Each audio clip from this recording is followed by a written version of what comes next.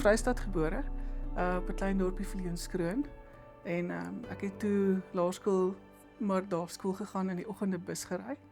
En op hoërskool het ek toe Kroonstad toe gegaan, na die Afrikaanse Hoërskool in Kroonstad, waar ek toe nou gematrikuleer het, en van daar af het ek toe onmiddellik na die Noordwes Universiteit toe gekom vir my voorgraadse studies. Ek het ingeskryf vir BCom regte aanvanklik. Maar ek was bietjie benoud en bekommerd geweest oor privaatreg en rekeningkunde. Toe het ek so 'n paar ekstra vakke geneem, en dit het eintlik baie goed gegaan met my studies, en ek het die hele tyd gedink dat ek tog graag maar in die regte wil gaan. Ek dink ek is dalk 'n bietjie beïnvloed deur my broer. Hy is op daardie stadium alreeds 'n prokureur gewees en sy werk het vir my baie aanloklik gelyk. En so in my 3de jaar het ek begin agterkom dat ek is nie regtig waar iemand wat uitgemaak is vir die konstante konflik waarmee prokureurs daagliks gekonfronteer word nie. En ek het agtergekom dat besigheid en syfers eintlik maar vir my baie lekker is. So na my voorgraadse studies het ek toe my honeurs gedoen in bedryfsekonomie en daarna ook my M in bedryfsekonomie. Dit was nogals interessant geweest. Dit was in daardie stadium wat HIV vigs nogal 'n warm onderwerp was, en ek het 'n bietjie gekyk na hoe dit klein besighede in die Noordwes omgewing beïnvloed. En na dit het my werksloopbaan eintlik begin. Ek het toe 'n geleentheid gekry in Pretoria, en snaaks genoeg by 'n liquidateursfirma. So ek is toe terug in die regte in, of ek nou wou of nie. Maar daar het ek net weer eens besef, dit is regtig waar ek het reg besluit om weg te beweeg van regte af. Dit is regtig nie my persoonlikheid en my passie nie. En toe het ek so 'n jaar en 'n half, 2 jaar by hulle gewerk, en toe 'n geleentheid gekry om oor te skuif na die Landbou Navorsingsraad toe, by die Instituut vir Grond, Klimaat en Water. En ek het daar by hulle, was my belangrike funksie maar eintlik bemarking gewees en skakeling met die ander instituute. En ek het ek is lief vir lees, so ek het altyd gedink dit sal vir my lekker wees om 'n geleentheid te kry om terug te gaan akademie toe. En ek het 'n goeie vriendin van my, is 'n belastingkundige by die Universiteit van Pretoria, en sy het vir my laat weet dat daar 'n pos beskikbaar is dat ek gerus daaroor het moet oorweeg. En dis hoe my paadjie uitgeloop het. Ek is toe in 1997 aangestel by die Departement Finansiële Bestuur aan die Universiteit van Pretoria. Daar het ek maar meerendeels, my doseerverpligtinge was finansiële bestuur gewees, waar ek beide vir voorgraads en vir nagraadse studente klas gegee het. Maar saam met dit, ek is mos 'n plaaskind, so ek is deel van al die verwikkelinge en omwentelinge wat plaasvind, en die nuwe bemarkingswet, landboubemarkingswet wat gepromulgeer is, het regtig waar nogals my pa se lewens op hulle koppe gedraai. Want my pa is 'n al 'n gevestigde senior boer amper gewees, en ewe skielik die eerste keer in sy lewe was hy gekonfronteer gewees om sy eie grane te bemark. En dit was regtig waar vir hom 'n groot kopseer gewees, en ek het gesien hoe nie net hy nie, maar ander boere ook in dieselfde penarie as wat hy sit, en hulle het nie geweet herwaarts of derwaarts nie. En maar soos wat die lewe maar is, daar's altyd mense wat geleenthede benut, en so het daar 'n paar skurwe jafels verbygekom en boere ingedoen. En ek dink dit het my al wakker gemaak en gedink ek moet begin vasstel en uitvind hoe werk hierdie afgeleide instrumente wat beskikbaar is vir boere om hulle grane te kan bemark. En dis hoe my kop gedraai het om te begin navorsing doen oor afgeleide instrumente, nou spesifiek in die landbou. So 'n afgeleide instrument is eintlik maar 'n instrument wat kopers en verkopers wêreldwyd met mekaar kan kommunikeer. In Suid-Afrika gedoen ons dit op 'n virtuele grondslag, en dit gee vir my 'n geleentheid dan om vandag 'n prys in die toekoms te bepaal. So afgeleide instrumente wat algemeen verhandel in die landbouomgewing by ons is termynkontrakte en opsiekontrakte. So ek kan vandag besluit of ek en twee partye kom vandag ooreen oor wat die prys in die toekoms gaan wees. So onmiddellik is 'n mens se prysrisiko dan weg, en dan as jou prysrisiko weg is, dan kan 'n mens geruster slaap, en dis dan makliker om te fokus dan net op die produksiegedeelte van die boerdery. Wel, dit het geweldig baie ontwikkel in Suid-Afrika. Die eerste afgeleide kontrakte het in 1995 verhandel, maar in die landbouomgewing. En dit was nogals in vleis en aardappels wat toe nie suksesvol was nie en daarna die grane begin. So aanvanklik was dit eers maar net mielies gewees en koring en toe dit uitgebrei na sonneblomme en sojas toe, opsiekontrakte het bygekom en van daar af het dit net regtig waar omtrent ontplof. So op hierdie stadium verhandel ons sorghums ook, ons verhandel vleiskontrakte, ons kan diesel verhandel wat weet baie te doen het met die landboubedryf en dan was hulle so op 'n stadium wolkontrakte gelys, maar die volatiliteit, weet die likwiditeit daarvan is nie so van aard dat dit regtig waar iets is wat wat alledaags verhandel word nie. Ek dink die grootste uitdaging wat ons Suid-Afrikaanse boere het is dat ons half as die boelies beskou word. En ons is half gebrandmerk as 'n boelie omgewing waarin ons opereer en dat ons nie noodwendig die steun en hulp van die regering afkry wat nodig is nie, wat ander ontwikkelende lande wel aan hulle boere verskaf. So ek dink dit is half 'n stigma wat 'n bietjie vir ons belemmer, maar dit is nie iets wat onoorkombaar is nie. Ek dink tog om aan te hou om die regte dinge te doen, dis die enigste manier hoe ons daardie stigma gaan verander. Dorpies is regtig waar afhanklik van boere. Buiten dat hulle op groot skaal koop en verkoop, het hulle ook 'n klomp werkers wat in diens is by hulle en het einde van die maand is die dorpie in rep en roer met al die werkers wat geleentheid dan het om werk toe om dorp toe te kan gaan om hulle salarisse te kan spandeer. So ja, mens moenie die krag van boerderye in die klein dorpies onderskat nie. Ek dink die tariewe het regtig waar 'n dramatiese impak op die landbouomgewing. Nie soseer in die graanbedryf nie, maar weet as ons veral begin kyk na die sitrus of volstruisleer byvoorbeeld, weet dit is klomp kleiner bedryfies of segmente in die landbousektor wat mense nie elke dag eintlik van bewus is nie wat regtig dramaties geraak word hierdeur. Ek eis om te dink hoe die klein dorpies wat afhanklik is van volstruise, hoe hulle toekoms gaan daarna gaan uitsien. Ek weet dis maklik om te praat en te sê ons kan vinnig ander markte kry, maar dit is makliker gesê as gedaan. Gewoonlik het markte, weet dit is 'n vertrouensverhouding wat 'n mens moet opbou. En elke mark het sy eie standaarde en vereistes waarin produsente moet voldoen voordat hulle produkte soontoe kan uitvoer en dit is nie iets wat oornag gebeur nie. So ek het regtig waar groot empatie met boere wat nou hierdie seisoen die eerste keer net bloot gekonfronteer word met die realiteit van jou mark is nou weg. Of jy kan soontoe maar daar's 'n groot addisionele las wat beskikbaar weet op jou geplaas word. My passie lê nog steeds in afgeleide instrumente. Maar ek dink die fokus moet 'n bietjie skuif om na die langer termyn volhoubaarheid daarvan te kan gaan kyk.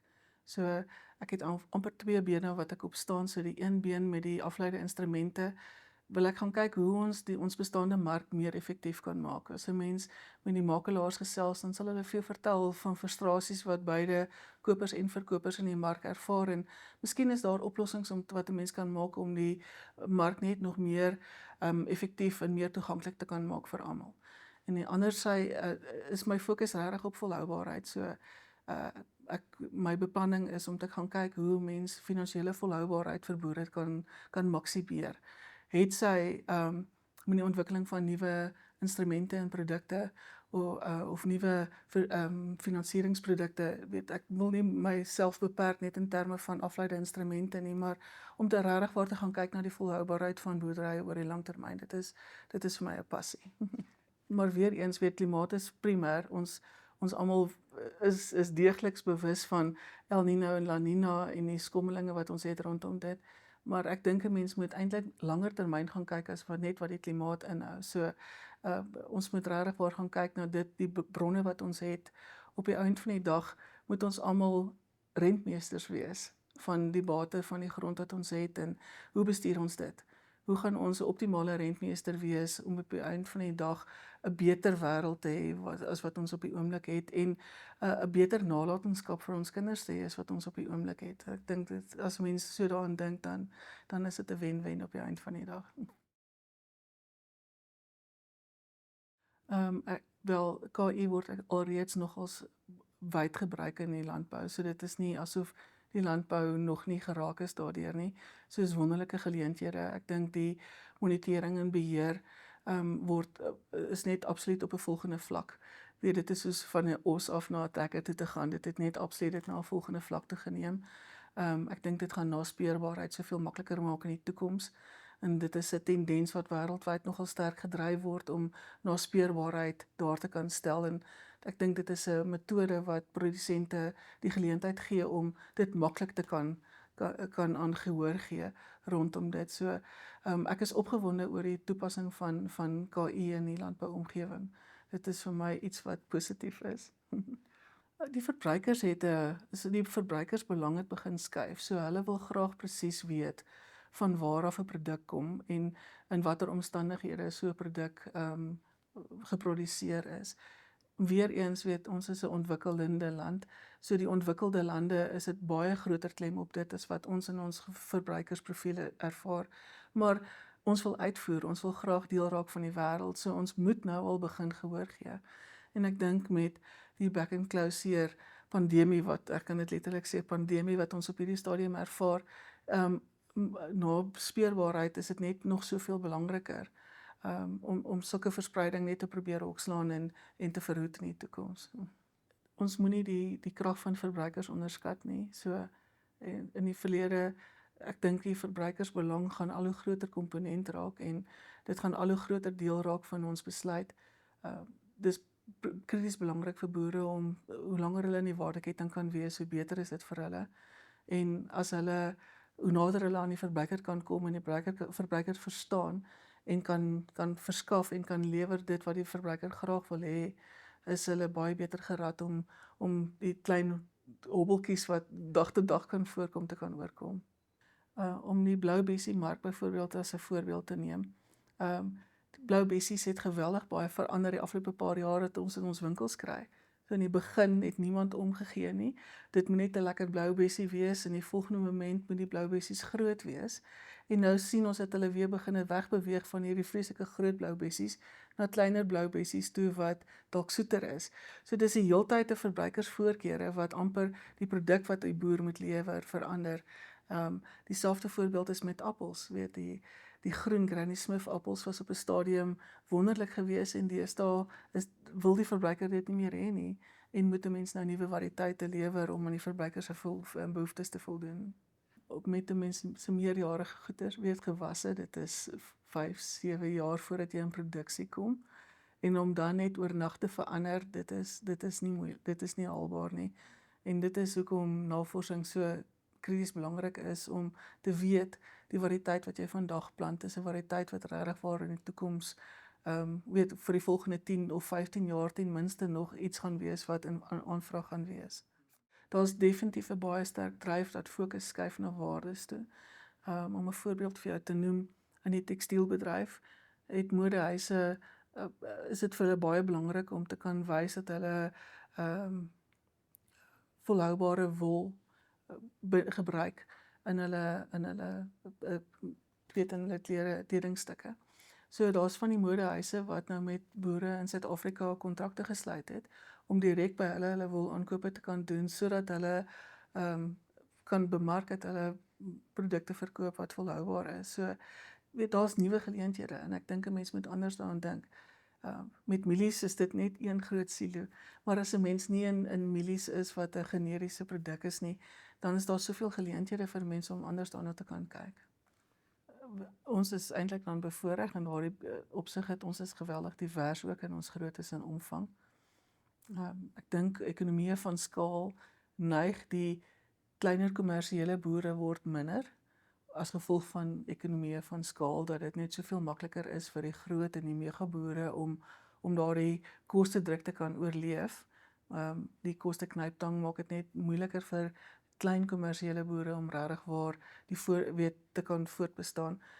Ek dink dit is ook dalk 'n uitdaging wat KI het vir klein kommersiële boere want hulle boerdery omvang is nie so groot om die addisionele investering wat nodig is te kan regverdig nie en dan word hulle half eintlik uitgestoot uit die geleentheid uit wat kunsmatige intelligensie het. En dan natuurlik het ons 'n diverse groep van bestaansboere afdeur na kleinskaalse boere, na wat eintlik amper dieselfde grootte is as klein kommersiële boere. Uh, ons moet nie altyd noodwendig dink aan boerdery as iemand wat grond het nie. Daar's baie boere wat rondom Viljoenskroon is wat nie grond het nie en wat op groot skaal met beeste byvoorbeeld boer. En dit is 'n mark. Hulle onderhou gesinne, hulle verskaf kos en hulle benut geleenthede net soos enige iemand anders geleenthede kan benut. Ek dink dit is wat boerdery so lekker maak en hoekom boere so passie het rondom dit, want jy is nie net gefokus op een ding elke dag nie, weet jy is 'n produksiebestuurder en jy's 'n finansiële bestuurder en 'n bemarker en 'n menslike hulpbronbestuurder en jy doen alles daarmee saam en jy het die voorreg om in die natuur te wees. So weet ek dink dit maak boerdery en die landbouomgewing so 'n spesiale plek. Dit is vir my die ideale balans. Vir my tipe persoonlikheid is dit heerlik. Toe ek nou om terug te gaan na my vorige storie van toe ek plaas toe gekom het, was daar 'n periode ek was vir 9 jaar wat ek op die plaas was, wat ek nie in die akademie was nie. Wat ons voluit op die plaas was en ek 'n bietjie op die mark rondgekarring het en ek het agtergekom dat ek mis die akademie. Daardie stimulasie van nuwe kennis en navorsing en nuwe antwoorde kry vir probleme, ek mis dit. So dit was vir my heerlik geweest toe ek die geleentheid het om terug te kom akademie toe om dit te kan doen. Maar dit is so lekker ook om die praktyk in die klaskamer in te bring. Want ek kan nou uit ondervinding uitpraat. En dit gee 'n ander verstaan vir die studente as wat dit was as 'n mens net suiwer uit 'n teoretiese oogpunt uit daarna kyk. So vir my is dit regtig waar ek is in 'n bederfwêreld in 'n opsig dat ek regtig waar die voordeel het om beide my liefde vir die landbou en my passie vir die akademie en vir mense te kan uitleef. En die studente, ek is lief vir die studente. Ek's erg oor studente. Dit is vir my heerlik om te kan dink dat ek inspraak het om iemand te kan vorm na iemand spesiaals toe.